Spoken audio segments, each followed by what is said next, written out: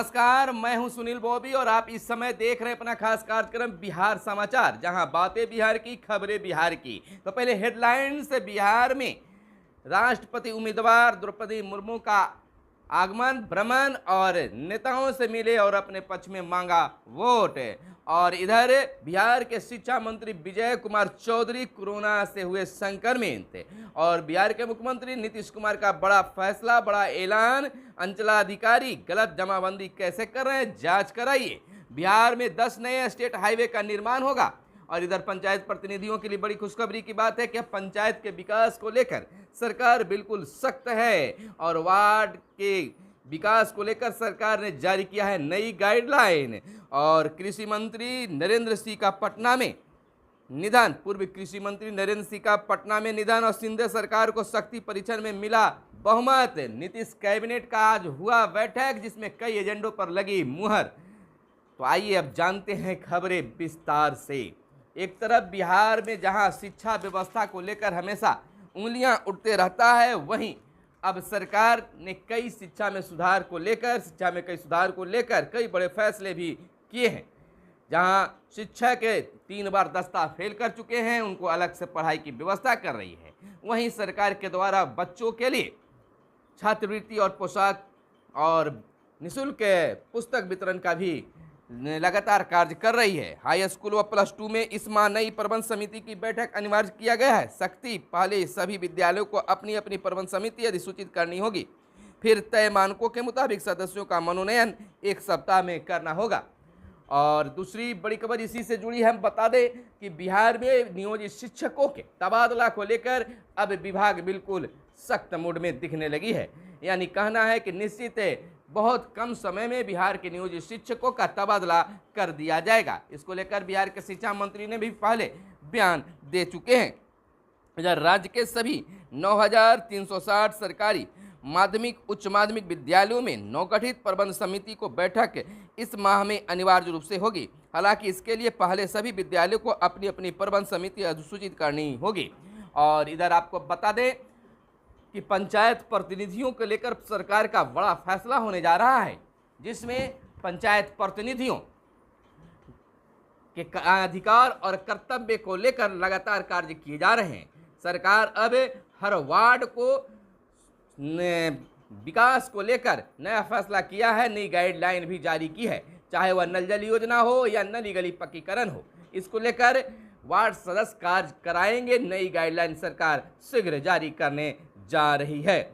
इधर आपको बता दें कि राष्ट्रपति उम्मीदवार द्रौपदी मुर्मू का बिहार में दौरा हुआ, जहां कई जगहों पर उन्होंने लोगों से मिला, यानी कि प्रतिनिधियों से मिला, विधायकों और सांसदों से मिला। वहीं अपनी बातों को भी रखा, अपने पक्ष में वोट भी मांगी।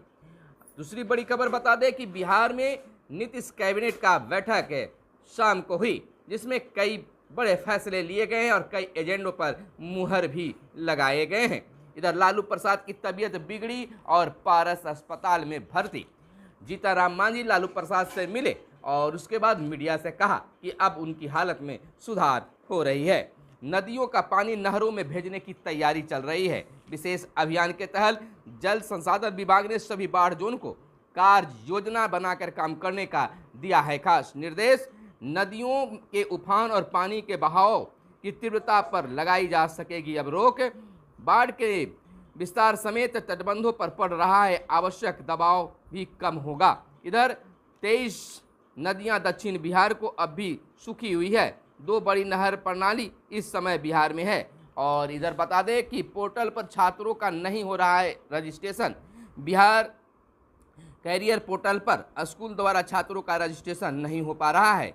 एक तो स्कूलों ने नोडल शिक्षक नामित नहीं किया है, वहीं जहां नोडल शिक्षक हैं वो छात्रों का लॉग इन नहीं कर पा रहे हैं। दूसरी बड़ी खबर बता दें कि भाजपा ने ज्वलंत मुद्दों की अनदेखी की है। प्रदेश कांग्रेस ने भाजपा की राष्ट्रीय कार्यकारिणी में ज्वलंत मुद्दों को नहीं उठाने का आरोप लगाया है। पूर्व विधायक हरखू झा ने आरोप लगाया है कि भाजपा ने केवल संघ की ओर से तय एजेंडों पर ही बहस किया। इधर अहमदाबाद पटना स्पेशल के फेरों में वृद्धि। पटना और अहमदाबाद के बीच चलने वाली अहमदाबाद पटना अहमदाबाद स्पेशल ट्रेन के परिचालन अवधि में 2 फेरे की वृद्धि की जा रही है, पूर्व मध्य रेल के CPRO वीरेंद्र कुमार ने बताया। इधर आपको बता दें, जमीन के अवैध कब्जाधारियों पर होगी कार्रवाई, सीएम का बड़ा निर्देश। जब जनता दरबार में फरियादी इस फरियाद को लेकर पहुंचे, आपको बता दें, जमीन पर अवैध कब्जा करने वालों पर कड़ी कार्रवाई होगी। इसको लेकर मुख्यमंत्री नीतीश कुमार ने गृह और भूमि एवं राजस्व विभाग को निर्देश दिया है। सोमवार को जनता के दरबार में मुख्यमंत्री कार्यक्रम में जमीन पर अवैध कब्जा करने की कई शिकायतें आई। मुख्यमंत्री शिकायतों को सुन तत्काल पदाधिकारियों को फोन कर कार्रवाई करने का निर्देश दिया है। आपको बताते चले कि दरभंगा से आए एक फरियादी ने कहा कि हमारे पूर्वज के द्वारा 5 कट्ठा जमीन पुस्तकालय के लिए दी गई थी, लेकिन कुछ दबंगों के द्वारा उस पर कब्जा करके मवेशी को बांधा जा रहा है। इसकी शिकायत करने के बावजूद कोई कार्रवाई नहीं हुई है। बेगूसराय से आए एक व्यक्ति ने सार्वजनिक पोखरा को अतिक्रमण मुक्त करने की मांग की है। तो जमीन अतिक्रमण को लेकर कई फरियादी मुख्यमंत्री जनता दरबार में पहुंचे। राजीव नगर में अतिक्रमण हटाने पर फिलहाल रोक हाईकोर्ट से आया है और इधर कई नेताएं इस पर अपना रोटी भी सेकना शुरू कर चुके हैं। बीएड में दाखिले के लिए परीक्षा कल। आपको बताते चले कि आरा में 20 से परीक्षा केंद्र हैं और भागलपुर में 28, छपरा में 14, दरभंगा में 44, गया में 17, हाजीपुर में 17, मधेपुरा में 22, मुंगेर में 17, मुजफ्फरपुर में 41, पटना में 77 और पूर्णिया में 28 है। आपको बता दें कि राज्य के 2 वर्षीय बीएड एवं शिक्षा शास्त्री में नामांकन के लिए संयुक्त प्रवेश परीक्षा CTET बीएड बुधवार 6 जुलाई को होगी। अभी तक परीक्षा में शामिल होने के लिए 1,80,000 अभ्यर्थी ने एडमिट कार्ड डाउनलोड कर लिया है। इधर मोबाइल ऐप पर मिलेगी रिक्त सीटों की जानकारी। इंटर में नामांकन के लिए प्रथम मेधा सूची के बाद रिक्त सीटों की जानकारी लेना अब आसान हो गया है। छात्र अपने मोबाइल पर ही प्रदेश भर के किसी भी कॉलेज या स्कूल में बची सीटों की जानकारी ले पाएंगे। इसके लिए बोर्ड द्वारा मोबाइल ऐप की सुविधा छात्रों को दी गई है। छात्र ऐप डाउनलोड कर उसमें निबंधित हो सकते हैं। एक बार निबंधित होने के बाद छात्रों को यूजर ID और पासवर्ड दिया जाएगा। इसके माध्यम से छात्र अपनी पसंद के स्कूल कॉलेज की सीटों की जानकारी ले सकते हैं। इधर बंगाल के लिए 17 रूटों पर चलेगी अब बसें और जल निकायों से हटाए गए 33,000 अतिक्रमण। 6,000 जल निकायों पर मौजूद अस्थायी व अस्थायी अतिक्रमण।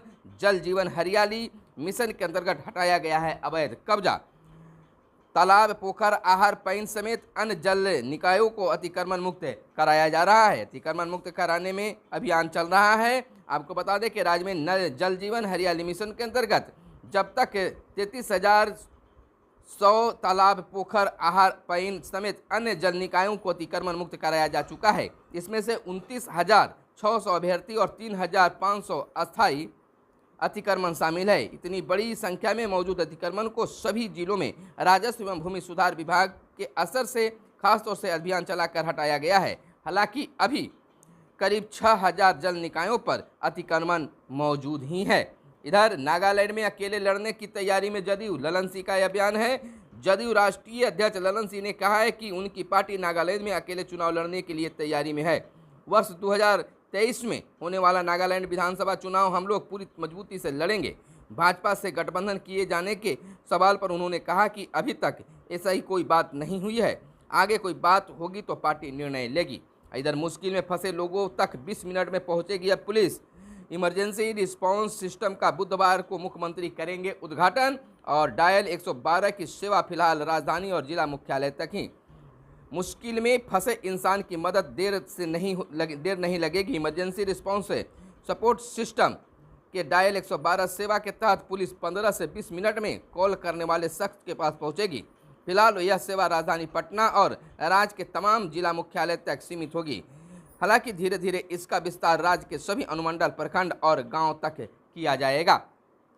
इधर आपको बताते चले कि बिहार में 10 नए स्टेट हाईवे के निर्माण होगा। विकास आयुक्त की अध्यक्षता वाली स्क्रीनिंग कमेटी ने दी मंजूरी। जाम की समस्या से मिलेगी अब निजात। 500 किलोमीटर लंबे SH के लिए ADB से लिया जाएगा लोन और 13 जिलों को सीधे लाभ होगा स्टेट हाईवे से। इधर बताते चले कि सभी सड़कें अभी 10 मीटर में ही कम चौड़ी है। आपको बता दें कि राज्य में 10 नए स्टेट हाईवे के निर्माण का रास्ता अब साफ हो गया है।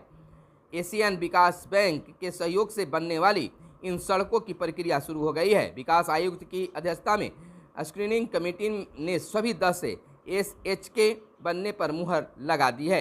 इधर अंचलाधिकारी की गलत जमाबंदी कैसे कर रहे हैं, जांच कराएं, मुख्यमंत्री का बड़ा निर्देश दिया गया है। मुख्यमंत्री नीतीश कुमार ने अंचलाधिकारी द्वारा गलत जमाबंदी करने की शिकायत पर आश्चर्य व्यक्त करते हुए कहा है कि यह कैसे हो रहा है, इसकी जांच कराएं और कार्रवाई करें। उन्होंने तत्काल राजस्व एवं भूमि सुधार विभाग के अपर मुख्य सचिव ब्रजेश मल्होत्रा को फोन लगाकर और उन्हें कार्रवाई करने का निर्देश दिया। सोमवार को जनता दरबार में मुख्यमंत्री कार्यक्रम में शेखपुरा से आए एक फरियादी ने गलत जमाबंदी की शिकायत दर्ज की थी।